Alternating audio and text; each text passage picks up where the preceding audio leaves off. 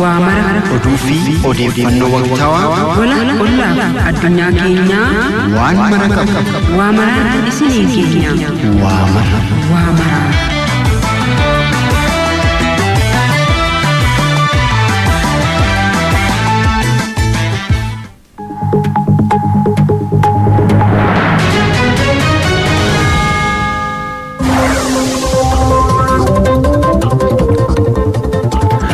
Dhaggeeffattoota keenya diiwwan akkam bultan OBN FM Finfinnee 92 hadirraa ganama keessaa sa'a takka ta'ee jira. Qophii waamaraa keenya kan muddee 26 bara 2016 eegaleetti kan jiru kan ganama jimmataa jechuudha. Qophii waamaraa keenya guyyaa irraa kana keessatti dhimmoota wayitaa garagaraa akkasumas jala bultii ayyaana qillee kan bara 2016 irratti kan argamnu dhimmoota ayyaana wajjin wal qabatee qabannees gara keessan kan dhiyeessota kabajamtoota dhaggeeffattoota keenya akkasumas odeeffannoo idileen garagaraa qabanne stuudiyootti argamneeti kan jiru hanga xumurtuu keessan wajjin haa ta'u isin jennam dhimmoota qophii waamaraa keenya guyyaa irraa kana keessatti qabanne keessaa muraasni biraan geenye walitti deebina.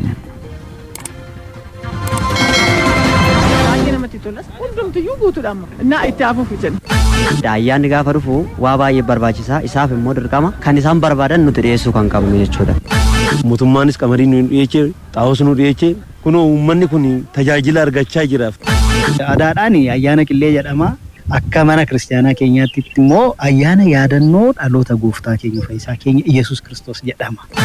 Yeroo kana kabajnutti araara dhala namaaf obboloonni obbolootaaf maatiin maatiidhaaf qomoon tokko qomoo tokkoof araara gochuudhaan birrii baay'ee birrii takkas ta'u shanis ta'u kenneef hin darbu biran darbu anis waan rakkatee darbeefuu biran darbu rakkataa bira kana waan ta'eefuu hundumtuu olaa qarqara rakkatee immoo waaqni bara waaqatitti hin darbaa.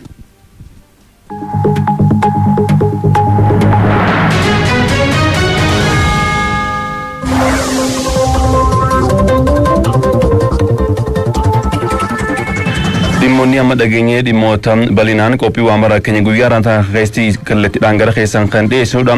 Qophii waamaraa keenya guyyaa irraa kallattiidhaan gara keessan kan dhiyeessu Faisal Adamsi wajjin jira. Qophii waamaraa keenya guyyaa irraa oduu gabaabsaa kanaaf qabanneen eegalla. Torbeen dippiloomaasii godambaa saayinsiitti qophaa'uuf akka deemu ibsamee jira. Amajjii 2 hanga 24 bara 2016 torbeen dippiloomaasii godambaa saayinsiitti mata duree magaalaa Afrikaa irraa hanga waltajjii addunyaa jedhuun kan qophaa'u akka ta'e ministeera dhimma alaa ibsee jira. Dubbimaan ministeera dhimma alaa Ambaasaadder Mallas Alam akka ibsanii torbeen kun Itoophiyaan biyyoota gamtoomanii hanga hundeeffamu gamtaa Afrikaatti gumaacha olaanaa qabaachuu kan mul'isu akka ta'e himan. Ministeera dhimma alaa erga hundeeffamu waggaa 116 akka ibsanii jiru. Qophiin kun torbee sadiif kan turu ta'u eeruun sochiin dippiloomaasii Itoophiyaan jaarraa duriitii hanga jaarraa kanaatti jiru kan dhiyaatu akka ta'e himan. Adeemsi dippiloomaasii bara 1900 hanga 2016 jiru ilaalchisee kitaabni akka dhiyaatuu fi qo'annoowwan garaagaraa jaha hayyoota yuunivarsiitiin akka qophaa'u ministeerri dhimma alaa ibseeti jira. Pireezidaantiin Somaliland Musee Bihi Abdiin daawwannaa jigaaf Itoophiyaatti godhaa turan xumuranii gara Somaliland Hargeysa deebi'anii jiru. Pireezidaantiin naannoo Somaalee Mustafii Muhammadii fi qondaaltonni kan buufata xiyyaara Jigjigaa gara walitti argamuudhaan pireezidaantii Somaliland Musee Bihi Abdiidhaaf gaggeessaa godhaniitiif jiru. Qorri qorannoo Oromoo marsaa 14ffaan magaalaa Adaamaa qophaa'ee gaggeeffamaa jira. Qorri kun mata duree duudhaa keenya ijaarsa biyyaaf jedhuun kan ta'ame yommuu ta'u Daayirektarri olaanaa Inistituutii qorannoo fi qo'annoo Oromoo obbo Dirribaa Tarrafaa mootummaan naannoo Oromiyaa aadaa afaanii fi seenaa Oromoo akka qoratamu hojjechaa jiraachuu dubbatan. Hojii hanga ammaatti hojjetameen dhaloonni dammaquun ijaarsa biyya keessatti gahee akka bahu ta'ee jira jedhanii jiru. Inistituutiin qorannoo fi qo'annoo Oromoo hayyoota hirmaachisuudhaan mata duree garaagaraa irratti qorannoo bal'aa geessaa jiraachuu himan. Hayyoonni seenaa dabees qajeelcha akka jiran kan kaasan yoo ta'u hooggantuun biiroo aadaa fi turizimii Oromiyaa Aadde Jamiilaa Simbiruu seenes jala sirreessuuf hojiin hojjetame salphaa akka hin taane dubbatan. Hojii hojjetameen gaarii ta'us hojiin guddaan akka nu eeggatu beekuu qabna jechuun kan dhaame yoo ta'u waan Oromoo ibsuuf madaala hojjechuu qabna jechuun dubbatanii jiru. Kanaaf abbootiin gadaa haadholiin siinqee hayyoonni fi qaamoleen dhimmi ilaallatu hunduu geessaanii bahachuu akka qabu dhaamanii fi jiru. Dargaa pireezidaantii itti aanatti qindeessaan kilaastara hawaasummaa Oromiyaa obbo Abdul Hakiim Mulum bilisummaa argannee illee seenaa keenya isa sirriin qorachuu dandeenya jechuun dubbatanii jiru. Falaasama Oromoo keessatti nagaa fi araarri iddoo guddaa qaba kan jedhan yoo ta'u sirna gadaa ijaarsa biyyaa keessatti gahee olaanaa qabaachuu dubbatanii jiru. Qorannoon qorataman dhugaa Oromoo kan baasu sobaa fi daba kaleessa ture kan sirreessu akka ta'e obbo Abdul Hakiim Muluu himan. Hayyoota qorannoon qorataniif mootummaan naannoo Oromiyaa galata guddaa qabu kan kaasan yoo ta'u qora kanarratti pireezidaantii mana murtii waliigalaa Oromiyaa obbo Gazaalii Abbaasii Malii fi itti gaafatamaa waajjira pireezidaantii mootummaa naannoo Oromiyaa Dr. Abdul Aziz Daawud dabalatee keessummoonni biroo argamanitu jiru. Waamicha dhaloota lammaffaa lammiilee Itoophiyaaf taasifameen Itoophiyaan Itaalii fi Jarman jiraatan gara biyyaa dhufuudhaaf qophiirratti akka argaman beeksisanii jiru. Waamicha dhaloota lammaffaa lammiilee Itoophiyaaf godhameen Itoophiyaan Itaalii fi Jarman jiraatan gara biyya isaanii dhufuuf fedhii fi qophii guddaarratti akka argaman himamee jira. Waamichi ministeerri muummee Itoophiyaa gara qe'ee dhaloota keessanii milladhaa jedhanii lammiilee hidda dhaloota Itoophiyaa ta'anii biyyoota birootti dhalatan koottaa biyya keessanii wal baraachuu waamicha gochuun isaanii xiyyeeffatamudha. Waamichi kan jalqabaan duree bu'uura heddummaa keessan waliin wal baraa jedhuun marsaa jalqabaa muddee 20 hanga amajjii 30tti kan turu yoo ta'u duree lammaffaan immoo bu'uura seenaa keessan beekaa jedhuun kan marsaa lammaffaa guraandhala 20 hanga eebila 30tti akka turu ibsamee jira. Duree ashaaraa keessan kaawwadhaa yeroo boqonnaa keessan dhandhamadhaa kan jedhu immoo waamicha marsaa sadaffaa waxabajjii 10 hanga fulbana 20 bara 2017 kan raawwatamu akka ta'e saganticha irraa ibsamee jira. Kanaafis sagantaan kanarratti hirmaachuuf lammiileen hidda dhalootaa isaanii Itoophiyaatiin biyyoota addunyaa garaagaraa keessa dhalatan qalbii isaanii gara qe'ee akaakayyuu isaanii akka deebisan gaafatamee jira. Waamichi darbee bu'uureffachuun lammiilee hidda dhalootaa Itoophiyaa dhaloota lammaffaa biyya abbaa isaanii ala dhalatan biyyoota Itaalii fi Jarman jiraatan gara biyya abbaa isaanii dhufuudhaaf fedhii fi kaka'umsa guddaa agarsiisaa jiraachuun isaanii dhaga'ame. Lammiileen 144 ol bobbii hojii biyya alaa argachuu ministeerri hojii fi ogummaa ibse. Ji'oottan shanan darbanitti lammiilee Itoophiyaa 144 ol bobbii biyya alaa argachuu ministeerichi beeksisee jira. Ministeerichi bobbii hojii biyya alaa irratti hojii ji'oottan shanan darban hojjetame qoratee jira. Qorannicha irratti adeemuu Fariyaat Kaamil akka himanitti ji'oottan shanan darbanitti lammiileen Itoophiyaa 144 fi 825 bobbii biyya alaa akka argatan himanii jiru. Fuulduratti hojiin eegalame cimsuudhaan fayyadamummaa lammiilee biyyattiin mirkaneessuudhaaf ministeerichi kan hojjetu akka ta'e himan. Ijaarsa hidha haaromsa guddicha Itoophiyaa hanga xumuramuutti tumsa eegalan cimsanii kan itti dhufan ta'uu kutaaleen hawaasaa adda addaa godina Shawaa Lixaa himan. Godinichatti ji'oota tokko keessatti bittaa boondirraa birrii miliyoonni 43 ol walitti qabamuu akka danda'ame waajjirri koominikeeshinii godinichaa beeksise. Waltajjii leenjiif sochii haala yeroo HIV/AIDS irratti xiyyeeffate naannoo Affaar magaalaa Samaraa gaggeeffamee jira. Abbootiin amantaa fi dureewwan hawaasa naannichatti argaman tamsa'ee dhibee HIV/AIDS naannichatti mul'atu ittisuuf gahee isaanii akka baatan waliin ta'anii ministeera fayyaa fi faawundeeshinii Hayilamaariyaamii fi Roomaan wajjin kan hojjetan akka ta'e ibsamee jira. Hundeessituuf hojii gaggeessuun faawundeeshinichaa aadde Roomaan Tasfaayee qorannoon dhibee HIV/AIDS osoo hin gaggeeffamin osoo hin beekin tamsa'ee dhibichaa to'achuun akka hin danda'amne himanii jiru. Kanaafis dhimma kana ittisuudhaaf xiyyeeffannaa itti kennamee hojjetamuu akka barbaachisu kan dhaaban yoo ta'u akka biyyatti tamsa'ee dhibee HIV/AIDS kan irratee fakkaatu aanaalee naannolee garaagaraa 265 keessatti dabalaa jiraachuu himanii jiru. Kanaaf tamsa'ee dhibee HIV/AIDS ittisuudhaaf abbootiin amantaa fi dureewwan hawaasaa uummata dammaqsuu akka qaban dhaamameeti jira. Bulchiinsa magaalaa Amboo misoomaa fi nageenya magaalichaa akkaataa mirkaneessuun danda'amu irratti jiraattota magaalichaa wajjin mari'atamee jira. Kantiibaan itti aanaan magaalaa Amboo obbo Tasfaayee Daggafaa nageenya bu'uura waan hundaa waan ta'eef hawaasni qaamolee nageenyaa waliin ta'uun nageenya magaalichaa mirkaneessuu akka qabu gaafatanii jiru. Hirmaattonni marichaa nageenyi naannoo isaanii kan eeggatanii fi nageenya waaraa Oromiyaa keessatti akka dhufuuf geerraa eegamu kan baatan akka ta'e dubbatanii jiru. Hojii supparviizinii magaalaa Ambootti kan argaman kantiibaan magaalaa Asallaa obbo Simee Tsaggaayee jijjiirama argametti fufsiisuudhaaf hawaasni Oromoo biratti tokkummaa fi waliigaltee murteessaa akka ta'e himanii jiru. Baankiin Gadaa Dameessaa 73ffaa magaalaa Hoolataatti bakka abbootiin aksiyoonaa hooggantoonni baankichaa fi keessummoonni biroo argamanitti hojii eegalchiise. Baankiin Gadaa Dameessaa qofa bal'isoo osoo hin taane tajaajila guutuu fi dijitaalaa kennuuf xiyyeeffannoo itti kennee hojjechaa jiraachuu pireezidaantiin Baankii Gadaa obbo Waldee Bultoo himan. Abbootiin aksiyoonaa Baankii Gadaas baankichaa waliin hojjechuun bittaa aksiyoonaa dabaluun baankichaan utubuu qaban gaafatameeti jira. Kabajamtoota dhaggeeffattoota keenya kan dhaggeeffachaa jirtan OBN FM Finfinnee 92 dirraa qophaa'ee gara keessan dhiyaachaa kan jiru qophii waamaraa keenya kan ganama jimmataatiin kan dhugaa isaa kanaaf qabanneedha.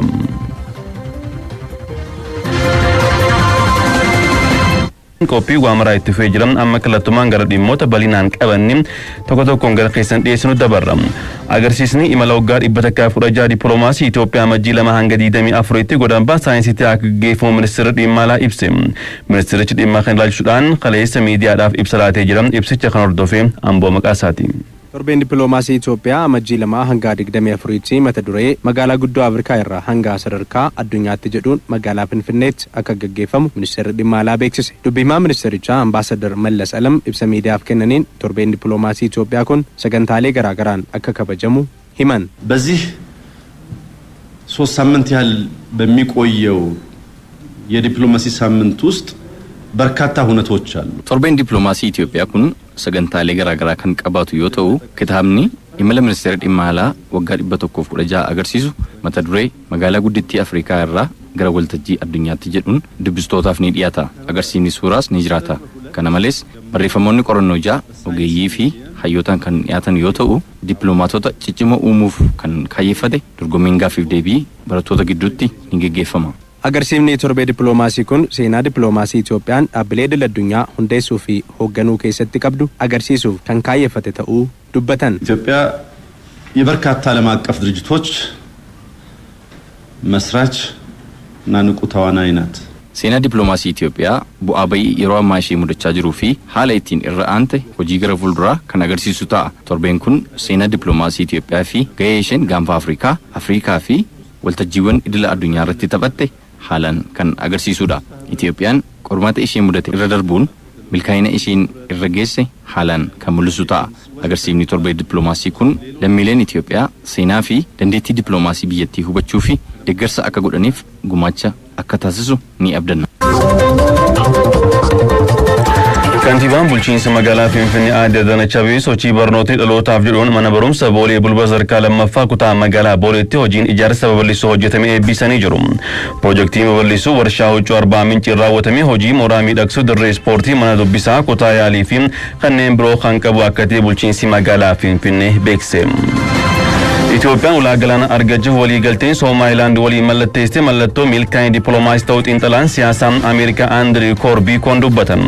Itoophiyaan ulaa galaana argachuuf Soomaayilaand wajjin waliigaltee mallatteessuu ilaalchisuudhaan xiinxalaan siyaasaa Ameerikaa Andrii Korbiikoon akka himanitti akkaataa waliigaltichaan Itoophiyaan buufata waraanaa ijaaruuf lafa liiziin kan argattu yoo ta'u Soomaayilaandiin gama isheetiin kaampaaniiwwan misooma Itoophiyaa irraa qooda akka argattu ibsanii jiru. Waliigalteen Itoophiyaa ulaa galaana argachuudhaaf Soomaayilaand waliin gooteen mallattoo milkaa'ina dippiloomaasii biyyattii akka ta'e himanii jiru. Andrii Korbiikoon akka himanitti sanadni waliigaltichaa humna diinagdee fi siyaasaa Itoophiyaan qabdu hojiirra oolchuuf ulaa galaanaa dhaabamuu waliin walqabatee rakkoolee turan kan furu akka ta'e himanii jiru. Akkaataa waliigaltichaatiin Itoophiyaan buufata doonii fi buufata waraanaa ijaaruudhaaf lafa liiziin argachuun nageenya biyyattiif akkasumas nageenyaaf tasgabbii naannichaaf carraa guddaa akka ta'e himan. Itoophiyaan buufata doonii ammayyaa misoomsuun daldala addunyaa saffisuuf hojii hojjettu keessatti Soomaayilaand fayyadamummaa ishee kan mirkaneessu akka ta'e xiinxalaan siyaasaa kun himanii jiru. Adeemsi kunis Itoophiyaan Soomaayilaandii fi Jibuutii qindoominaan naannoo haaraa gaanfa Afrikaa uumuun investimentii alaa hawwachuudhaaf carraa guddaa biyyoota kanaaf kan ta'e akka ta'e xiinxalaan siyaasaa kun ibsanii jiru. Dhimma bal'inaan qabannee kan ittiin hoydabaruun hoogganaan biiroo qonnaa Oromiyaa obbo Geetuu Gammachuu hanga ammaatti lafa hektaara miliyoona 2,500 ol irratti qamadiin facaafamuu dubbatan. Hooggantoonni biirichaa fi bulchiinsa magaalaa Shaggar kutaa magaalaa Galaan guddatti sagantaan qamadii facaasuu gaggeeffame irratti hirmaatanii jiru. Kutaa magaalaa Galaanittis ooyiruun qamadii facaafamee haala gaarii irra jiraachuun ibsamee jira. Kibree Zalaalam dabalata qaba. Qonnaan bulaa Hindaalee Argaa'u magaalaa Shaggar kutaa magaalaa Galaan aanaa Handoodee zoonii Gammadaa jedhamu keessa jiraatu. Misooma qamadii jallisii boneetiin adda duree ta'uun qonnaan bultoota 170 ol qindeessuudhaan hojjechaa akka jiran dubbatu. Baay'inni kilaastara isaa hektaara 400dha. Egaa yeroo shanaffaadhaaf lafa kana barana kan qotaa jirru. Akkuma agartan kana qamadiin bonaa duriin beekamu gowwaa laga daarii dhaabbateetti dheebotaa abbootiin keenya yoo maakani bara dheeraa gaa nuti laga daarii teenyee bishaan oomishuu irra darbee nu balleessaa ture. amma immoo bishaan san to'annee midhaan akkana itti oomishaa jirra. Akkuma biyyattiitti rikartiin cabsinee hektaaratti 103 kan oomishne lafa kanarratti. Hooggantoonni fi ogeessonni biiroo qonnaa Oromiyaa fi bulchiinsa magaalaa Shaggar ooyiruu qonnaan bulaa kana dabalatee ooyiruu qamadii qonnaan bultootaa biqilee haala gaarii irra jiru daawwataniiru. Bakki kun ammoo kutaa magaalaa Galaan Guddaatti iddoo naannoo mana waliin jireenyaa Galaan jedhamudha. Lafti kun kanaan dura faddaaltonni qonnaan bultoota gowwoomsuudhaan gatii isaaf hin malleen kireeffachuun kuduraa fi muduraa misoomsuun fayyadamaa akka turan ragaan bulchiinsa magaalicharraa arganne ni mul'isa. Bulchiinsi magaalichaa qonnaan bultoonni kunneen lafa isaanii irratti hojjetanii akka fayyadaman gochuudhaan sagantaan sanyii qamadii facaasu hooggantootaa fi ogeessota biiroo qonnaa Oromiyaa fi bulchiinsa magaalaa Shaggar hirmaachisee bakka kanatti raawwatameera. Qonnaan bulaan dubbisnes carraa kana argachuutti akka gammadan dubbatanii. Mootummaanis qamadii nu dhiyeechee xaa'oos nu dhiyeechee kunoo uummanni kun tajaajila argachaa jiraaf motoras nu kenne mootummaan motora bishaanii nu kenne kunoo fayyadamaa jirra. Bulchaan kutaa magaalaa Galaan Guddaa obbo Maammoo Aggamaa lafa hektaara 3,500 ol irratti sagantaa facaasaa qamadii raawwatamu ta'uu himani. Karoora jallisii bonee akka kutaa magaalaa keenyaatti qabamee hojjetamaa jiru aanota 3 qabnu keessatti hektaara 14,158 yoo ta'u kana keessaa hanga ammaatti lafa hektaara 11,159 qotuun lafa hektaara 9,100 facaasaaf qopheessuun danda'amee jira. Guyyaarraa akka kutaa magaalaa keenyaatti lafa hektaara 3,663 kan facaafamu ta'a. Bulchiinsa magaalaa Shaggaritti xiyyeeffannoo misooma jallisii qamadii boneef kennameen lafa hektaara 50,000 ol irratti hojiin sanyii facaasu xumuramuu kan eeran immoo kantiibaa itti aanaa fi qindeessaa kilaastara qonnaa fi misoomaa magaalichaa obbo Girmaa Haayiluuti. Shaggar yoo xiqqaate bara darbe jallisii hektaara 12,000 ture. Tootaalii kana jijjiirree gara hektaara 60tti jijjiirree amma raawwiin keenya gara hektaara 53 irra geenye jira. Kanaaf baay'inee karoorfachuu fi baay'inee raawwachuun aadaan gaggeessummaa keenya baay'ee jijjiiramee jira. Kanaaf karoora qabanne gara xumuraarra jirra. Hoogganaan biiroo qonnaa Oromiyaa obbo Geetuu Gammachuun akka naannichaatti karoora qabame keessaa lafa hektaara 2,200,500 ol irratti facaasaan qamadii bonaa raawwatamuu himani. Bara kana lafa hektaara 2,200,000 kan ta'u karoora dheeraadha kan qabannee hojjechaa turre kun baadiyyaattis magaalattis hojjechuun nurra jiraata jenneeti kan qabannee hojjechaa jirru. Yeroo ammaatitti lafti hektaara 2,207 kan ta'u kan karoorsine olitti qonni isaa raawwatee jira. 2,205 immoo kan ta'u facaasaa isaa raawwannee jira. Ammallee facaasanis qonnis itti fufeeti kan jiru. Kana olitti baay'ee dhiibnee deemuu dandeenya kan jedhu abdii guddaa qabanneeti kan hojjechaa jirru. Hooggantoonni fi ogeessonni qonnaa biiroo qonnaa Oromiyaa fi bulchiinsa magaalaa Shaggar kilaasteraa horsiisa loon aannanii fi kanneen biroo kutaa magaalaa Galaan keessatti lammiiwwaniif carraa hojii uumanii jiranis daawwataniiru. Sagantaan beekamtii kennuu gurmaa'insa paartii badhaadhinaa dhaabbilee federaalaa magaalaa Finfinnee gaggeeffamee jira. Dhaabbilee fi namoota raawwii hojii bara 2015 bu'aa olaanaa galmeessaniif leenjii maaduriin ba'arraa gara horataatti jedhuun kennamaa ture irratti qooda isaanii baaniif beekamtiin kennamee jira. Walitti qabaan qoree qindeessaan gurmaa'insa paartii badhaadhinaa dhaabbilee federaalaa Dr. Alamuu Simiin waggoottan 5 darbanitti dameewwan garaagaraa milkaa'inni qabatamaan argamu dubbatanii jiru. Cinattiin buusii miseensummaa bara 2010 birrii miliyoona takkaa fi 1,100 irraa bara 2015 gara birrii miliyoona 8 fi 1,900tti ol guddisuun akka danda'ame dubbatanii jiru. Itoophiyaan Somaalilaand wajjin waliigaltee ulaa galaanaa mallatteessuun sabeeffachuunis hooggantoota olaanoo fi miseensota paartii badhaadhinaan gammachuu itti dhaga'ame ibsanii jiru. Waliigalticha kan mallatteessan ministeera muummee Itoophiyaa Dr. Abiy Ahmadis galateeffatanii jiru. Sagantaa beekamtii kennuun gurmaa'insa paartii badhaadhinaa dhaabbilee federaalaa irratti agarsiisaniif garagaraaf dhiyaachuun waajjira paartii badhaadhinaa irraa odeeffannoo kan arganne. Saadrii waliigaltee Itoophiyaan fi Somaalilaand walii mallatteessan misooma diinagdee ardiitiif fakkeenyummaa gaarii kan eeruu jedhan xiinxalaan gameessi dhimma siyaasaaf diinagdeen Afrikaa Laawurans Firiimaan. Waliigaltee kana ilaalchisuudhaan lammiin Ameerikaa kan turtii tajaajila oduu Itoophiyaa wajjin go'een akka himanitti waliigaltichi guddina misooma ardii Afrikaaf fakkeenyummaa gaarii akka ta'e himanii jiru.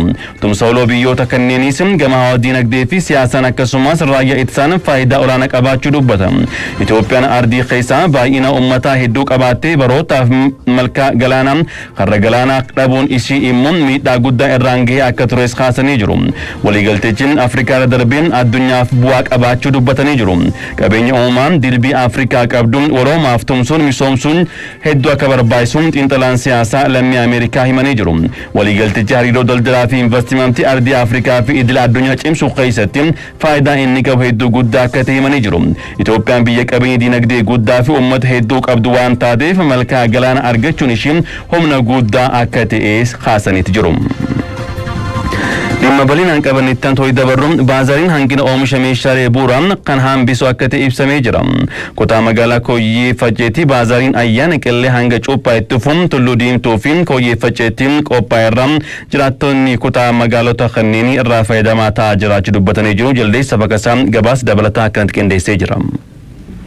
Dhalli nama jireenya isaa keessatti kaayyoo adda addaa qaba. Milkaa'inaa fi gammachuu argachuu fi halkanii guyyaa guddum ceekoo guura. Keessattuu gaafa ayyaana gammachuu qoodachuu fi qophiin torbee ayyaana guddoo miira nama to'ata. Haala gabayaa yeroo ayyaana tasgabbeessuu fi mootummaan mana maree daldala waliin ta'uun baazaarii ayyaana yeroo gara yerootti qopheessaa jira. Kaayyoon baazaarii kana dhiyeessiin oomisha meeshaalee bu'uura irratti akka hanqinni hin mudanne tolchuudha. Kaayyoo kana milkeessuu keessatti kutaan magaalaa Kooyyee Faccee baazaarii ayyaana qillee haga cuuphaa itti fufu Tulluu Diimtuu fi Kooyyee Facceetti qopheessee jira. Baazaarii kan irratti argine kan dubbisne fichistoonni baazaariin akkana qophaa'uun bu'aa guddaa qabaa jedhan. Faayidaa baay'ee qaba. Namni hundumtuu Finfinnee olee dhufa. Achiin bitanii asirraan nurraa bitu. Yoo kan hin jirre garuu agaagirree deemanii bitu. Baay'ee rakkisaadha. Waan kun gizee kan hin jirre Finfinnee deemu yookaan Finfinneedhaa yookaan agaagiraa fidanii dhufan. Namni keessummaan tirreetti dhufee jabanaa nama dhabutu jira. Baazariin baay'ee namatti tolas. Hundumtiyyuu guutuudha amma. Innaa itti hafuuf jedhu. Baazarii kana qindeessuun baay'ee warra gurgurtootaafis warra bitanii fayyadamaa jiraniidhaaf baay'ee faayidaa qaba jechuun baay'inaan dhiyaataa asitti. Kanaaf gurgurtaadhaafis warra bitanii fayyadamaniidhaafis baay'ee nama gargaara jechuudha. Faayidaan isaa ayyaana irratti wantoota baay'eetu barbaachisuu danda'a. Sirriidha ayyaanni gaafa dhufu waa baay'ee barbaachisaa isaaf immoo dirqama kan isaan barbaadan nuti dhiyeessuu kan qabnu jechuudha. Fichistoonni kunneen oomishaaleen dhiyeessanii gatiin bakka fidanii fi baay'ee ol ka'aa waan ta'eef mootummaan karaa ittiin dhiyeessinu adunuu mijeessee jechuun gaafatanii jiru. Warroonni itti gaafatamtoota dhimma daldaltoota ta'anii haala meeshaa kana akka dhiyeessii walqixa akka ta'e uummataaf akka galu nutillee amma nuti asitti yoo gurgurru uummatatti waan nuti yaadne amma maal nuun jedhu yoo nuti asitti shunkurtii birrii baaf diddamannuun insaamtuu fa'i nuun jedhu maa akkas dabaltu nuun jedhu nuti shunkurtii irratti yoo baay'ee meeshaa meeqa baasii meeqa keessaa baasne birrii 4 birrii 5 qabanna argannaan keenya guddaa miti garuu uummanni immoo waan nuti yaadnetti dabaletti fakkaata kun akkuma waliigalaatti itti yaadamee xiinxalamee otoo nuuf haalli dhiyeessii gabaarratti haalli galii yoo walqixxaataa ta'ee dhiyeessiin galee nuti illee haalli nuti itti fudhannullee achillee gabbu'aataa haalli nuti illee ittiin uummataa dhiyeessinullee giddu galeessa goonee dhiyeessina. In dabalee hundumtuu dabalee jira. Amma jabanaan duraan 30tti haa gurgurru. Amma achiyyuu 120 bita. Konkolaataan immoo kumaa gadi asiin gahu. Kanaafuu daballeen fidna. Kanaaf 130 achitti yoo binnu kan irratti fe'u immoo kuma faana gaafatu. Kun irraa amma achitti markaatumatti godda fudhannu finfinnumaa finna kanarreen. Dhiyeessii gabaa kan biraatiin finnee nuuf asitti nu immoo tiraanspoortiidhaan Adaamaa irra fidna. Warshaa kana achi tiraanspoortiin baay'ee mi'aadha. Tiraanspoortii baasnee asitti gurgurachuudhaaf isattuu nu rakkisa malee asitti gabaan kan jiru gaariidha gurgurachaa jira namnis itti fayyadamaa jira baay'ee. Namoonni meeshaalee bitatanii fayyadamanii meeshuma bu'uura kanayyuu dhiyeennatti argachuun waan guddaa jedhan tanaafi baazaariin akkana immoo itti fufiinsan qophaa'uu qabaallee akeekan. Abree Bawdaa itti gaafatamaa waajjira daldala kutaa magaalaa Kooyyee Facceeti. Abree Bawwaan jedhan duuba ayyaanota gurguddoo akka biyyaatti kabajaman ilaalchisuun hanqina dhiyeessii hambisuu fi baazaarii akkana qopheessaa turre ammallee hojum kana milkeessuu fi akka kutaa magaalittiitti iddoo lamatti qopheessinee dubbatani. Baazariin kaayyoon isaa guddaan waan lama. Inni tokko dhiyeessii bal'inaan dhiyeessu yeroo ayyaanaatti kan baratame maaltu ta'a hanqina dhiyeessiitu uumama jecha. Hanqina dhiyeessii yeroo uumamu immoo deemee otoo hin barbaadin gabatti gatiin ol ka'uudhaaf haalli itti dirqamamu. Akkasuma immoo daldaalaan garaagaraas gidduu kana seenee dhiyeessii waan hin jirreef karaa hedduun uummata irratti rakkoo garaagaraa agarsiisaa waan tureef dursee torbaan tokko guyyaa 10 dursuudhaan ayyaana osoo hin gahin dhiyeessitoonni bal'inaan uummataaf dhiyeessii isaanii akka dhiyeessan inni tokko dhiyeessii kana shorteejii dhiyeessii kana hambisuudhaaf jechaadha. Inni lammaffaan immoo dhimma gatiiti. Gatii qaala'insa gabayaa to'achuun yeroo ammaa kana baay'ee rakkoo ta'ee jira. Oomishi industiriis oomishi qonnas yeroo garaagaraatti gatiin dabalaa jira. Daballiin gatii kun immoo yeroo ayyaanaa kana dachaa ta'a jechaadha. Kanaaf yoo dhiyeessii kana dursinee jalqabne daballii gabayaa sana yoo hir'isuu dadhabnes akka inni dabalaa hin deemne ittisuudhaaf baazariif egzibishiniin kun barbaachisaadha. Kaayyoo gurguddaa kana lamaanii fi baazaricha qopheessin jechaadha. Gabaa ayyaana kana hawaasni qixaan itti fayyadamuu qabaa kan jedhan Abreebaan meeshaan hin jiru jedhanii burjaajii faddaaltonni uumanirraa of eeggachuu qabanillee akeekan. Daldaltoota qofa osoo hin taane qonnaan bultoonni oomishtoonni yeroo ayyaana jala gahutti bal'inaan oomisha kanan baasu. Haa ta'u garuu hubannaa irratti wanti ganaa hojjennu jira. Maalidha? Fakkeenyaaf ayyaana dhufa yeroo jedhamu oomishi gatii dabaluu danda'a jedhee namni haala inni dursee gatii qaaliidhaan oomisha bituu hin jira. Amma yeroo darbeeyyuu maaltu qunname gaafa ayyaana jala geenye sarkaa 500 namni lukkuu bitachuu gaafa jalqabu warri dura 200,200 2,500 bitaa turan gana deebi'anii gaabbaa turan jechaadha. Hin dabala jedhanii isaan akkasitti ilaalaa waan turaniif. Kanaaf bal'inaan hubannoo kennuun nu barbaachisa. Oomisha amma bahe qofa osoo hin taane dabalataanis oomishni mana jiru soorii garaagaraa keessa akka jiru gabayaa ayyaana kanarratti bahee hawaasa sirriitti akka bitachuu danda'u hojii itti fufiinsaan hojjennu ta'a. Hawaasa keenyas tasgabbaa'ee gabayaa isaa bitachuu akka qabu hawaasaafis hubannoo garaagaraa uumaa kan itti deemnu ta'a jechaadha. Abreebaa Odaa waan hojjennu kamuu itti quufinsa hawaasaa fi hojjechuu qabna waan ta'eef ayyaana sababeeffachuun faayidaa hin malleef jecha lammiilee qaala'insa gabaa fi saaxiluun hin barbaachisu kaasuun hawaasni bal'aan immoo ayyaana kabajuuf jecha humna olii baasii fi of saaxiluu hin qabanii haguma humna ofiitti namu kabajuun barbaachisaallee dhaamanii jiru. kan dhaggeeffachaa jirtan OBN FM Finfinnee 92 irraa qophaa'ee gara keessan dhiyaachaa kan jiru qophii waamaraa keenya kan muddee 26 bara 2016 ganama jimmataatiin qophii waamaraa keenya dhimmoota garaagaraa gara keessan dhiyeessaatti kan jiru itti fufnee jirra. Lammiileen biyyaalaa sanada seera qabeessa hin qabne ji'a tokko keessatti ragaa barbaachisu guuttachuu qaban tajaajilli immigireeshinii fi lammummaa biyyaalessaa hubachiise. Daarektarri tajaajila immigireeshinii fi lammummaa Salaamaawit Daawit ibsa miidiyaaf kennaniin lammiileen biyyaalaa sanada seera qabeessa osoo hin qabaatiin socho'an jiraachuun irra gaamu himanii jiru. Kanaanis eeyyama jireenya sobaan kan yeroo fi dhaabbiin paaspoortii waraqaa dhalootaa Itoophiyaa akkasumas viizaa sobaan kan fayyadaman jiraachuun adda ba'uun akka danda'an ibsamee jira. Sanada jireenyaa osoo hin haaromsin yeroon kan itti darbeen seeraan alam galanii sanada malee kan socho'an kubbaaniyaawwan hundaan kan jiru fakkeessuun lammiilee alaa galanii viizaa argatan jiraachuun bira gahamee jira. Dhimmicha qulqulleessuuf hojii hanga ammaatti hojjetamee lammiileen alaa waraqaa eenyummaa isaanii sobaan kan yeroo qaban 18,000 jiraachuu fi viizaa sobaan 1,500 dabalateen sanadoonni sobaan garaagaraa to'atamanii jiru. Lammiileen sanada seera qabeessa hin qabne seera qabeessa ta'uu qabu kan jedhan daarektarittii tajaajila immigireeshinii fi lammummaa Salaamaawit Daawit ji'a tokko gidduutti sanada seera qabeessa qabaachuu qabanii hubachiisanii jiru. Haaluma kanaan amajjii takka hanga 30 bara 2016 gara tajaajila lammummaa fi immigireeshinii dhaquun sanada seera qabeessa qabaachuu akka irraa eegamu simanii jiru. Lammiileen biyyaalaa sanada seera qabeessa hin qabne seera qabeessa gochuufis poolisii federaalaa dabalatee qooda fudhattoota waliin hojjetamaa jiraachuu ibsan. Instituutiin Artificial Intelligence abbaa taayitaa miidiyaa Itoophiyaa waliin ta'uun ogeeyyii miidiyaa naannoo Amaaraa adeemsa miidiyaa dijitaalaa kominikeeshinii irratti teekinooloojii Artificial Intelligence akkaataa gargaaramuu danda'amu irratti leenjii kennee jira. Xumura leenjichaa irratti kan argaman Daarektarri Jeneraalaa Odeeffannoo fi Nageenya Biyyaalessaa Tamasgan Xuruunaa naannichatti yeroo ammaa rakkoo nageenyaa keessaa ba'uun himuun tasgabbii naannichaaf ogeeyyiin kominikeeshinii hojii teekinooloojiin deeggaramee hojjechuu qaban hubachiisanii jiru. Hoogganaan kominikeeshinii naannichaa Misgaanuu Faantaan gama isaaniitiin leenjichi humna ogeessota kominikeeshinii naannichaa cimsu keessatti faayidaa guddaa qabaachuu dubbata. Daarektarri olaanaan abbaa taayitaa miidiyaa Itoophiyaa obbo Muhammad Idris leenjichi ogeeyyiiwwan kominikeeshinii teekinooloojii nageenya misoomaa fi badhaadhina biyyaalessaa madaaluun deeggaramanii uummata akka tajaajilan gochuu keessatti faayidaan isaa hedduu guddaa akka ta'e ibsan.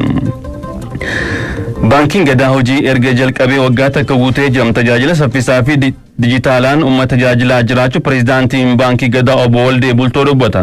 Baankiin damee diinagdee badhaadhina uummata milkeessuu hojjechaa jiraachuu himaniiti jiru. Baankiin gadaa damee 73ffaa magaalaa Hoolataatti bakka jiraattonni magaalaa abbootiin aksiyoonaa fi hooggantoonni baankichaa fi magaalaa Hoolataa argamanitti kaleessa hojii eegalchiise. Balaayitti Sammaa dabalata qabam.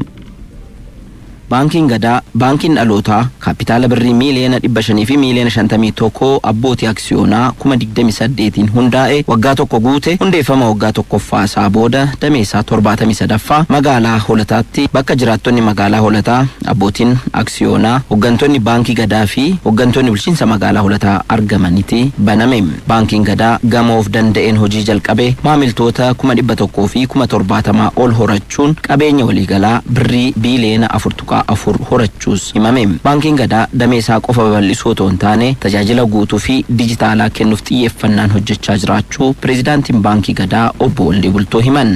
Baankota biraarraati haala adda ta'een uummataatti dhiyaatee tajaajiluu dandeessisuun yeroo ammaa kanatti baankiin gadaa ji'a adoolessa darbeerraa eegalee bu'aa galmeessuu danda'uusaa. Kana qofaa miti damee 73 ol uummata keenyaaf banaa goonee dhiyeessuu keenya. Baankiin gadaa naannoo Oromiyaatti bakka hundatti damee babal'isuun hojjechaa jiraachuu himuun bulchiinsa magaalaa Finfinnee fi Dirree Dhawaa naannoo Sidaamaa fi Harariitti dameelee banuun walgeettii irratti xiyyeeffachuun hojjechaa jiraachuu himan. Naannoo Amaarattis dhiyeenyatti banuuf karoorfachuu himan. Baankii keessan akka guddifattan baankii keessa wajjin akka hojjettan sheerii barbaadamu bitachuudhaan bu'aa baankichi galmeessaa jiru irraatti akka qooddattan waamicha isaanii dhiyeessuu barbaadachuudha. Maqaa seena qabeessa sirna gadaa sirna bulchiinsa addunyaa qabatee as ba'uu baankii gadaatii gammachuu qabaachuu itti gaafatamaa waajjira kantiibaa magaalaa Hoolataa obbo Girmaa Gurmeechaa himan. Wanni akka xiiqiitti qabannee irratti hojjechuu qabnu baankiiwwan maqaa uummata keenyatiin as ba'an kana jajjabeessuudhaan tumsuudhaan diinagdeen uummata keenyaa akka cimu akka badhaadhu gochuudhaan imala badhaadhinaa biyyi keenya qabatte akka Oromootti immoo akka sabaatti immoo diinagdee Oromoo cimsina yoo jennu achi keessatti imala badhaadhinaa keessatti iddoo guddaadha kan hin qabu. Baankiin damee faayinaansii diinagdee guddaa dhimma sochoosu ta'uu eeruun abbootiin qabeenyaa jiraataan magaalaa fi qonnaan bultoonni magaalaa Hoolataa baankii seena qabeessatti akka qusatanii fi waliin akka hojjetan dhaaman. Dargaggoota carraa hojii dhabanii rakkatan liqeessuufiin diinagdee itti horuudhaan baankiinis uummata wajjin akka guddatu uummannis baankii wajjin akka guddatuuf carraa kana baankichi ni mijeessa jedheen abdadhaa. Baankiin gadaa magaalaa Hoolataatti gamoo sadarkaa isaa eeggate ijaaruuf fedha qabaata taanaan bulchiinsi magaalaa Hoolataa gahee isaa akka baatus eeran. Hundeessitoonni baankichaas haala baankiin gadaatti jiru abdii kan isaanitti ture ta'uu himan. Baankiin gadaa dhaloota boruutiif kan jedhu kaayyoo qabatee kan ka'e gadaan baankiin kun mul'anni isaa waan guddaadha jechaadha. Ijoolleen keenya immoo jabaatanii daldala keessa seenanii liqii gadaa baankirraa argatanii jabaatanii ciminaan biyya isaanii eegaa safuu isaanii eegaa guddina isaanii eegaa akka guddatan barbaadan seenaa gadaa keessatti gadaa baankinis kana of keessaa qaba. Kanumaan qaburraa qusadheen aksiyoona kana dabalachuu nan barbaada daa'ima kootiifis nan bana kan jedhu nan bita aksiyoona kanaan jedhu yaadan qaba. Baankiin gadaa qusannaa maamiltootaatiin birrii biiliyoona 3 ol gahuu ibsame waajjira olaanaa baankichaa magaalaa Finfinnee keessatti ijaaruuf kaaree meetira 6,579 fudhachuus himame.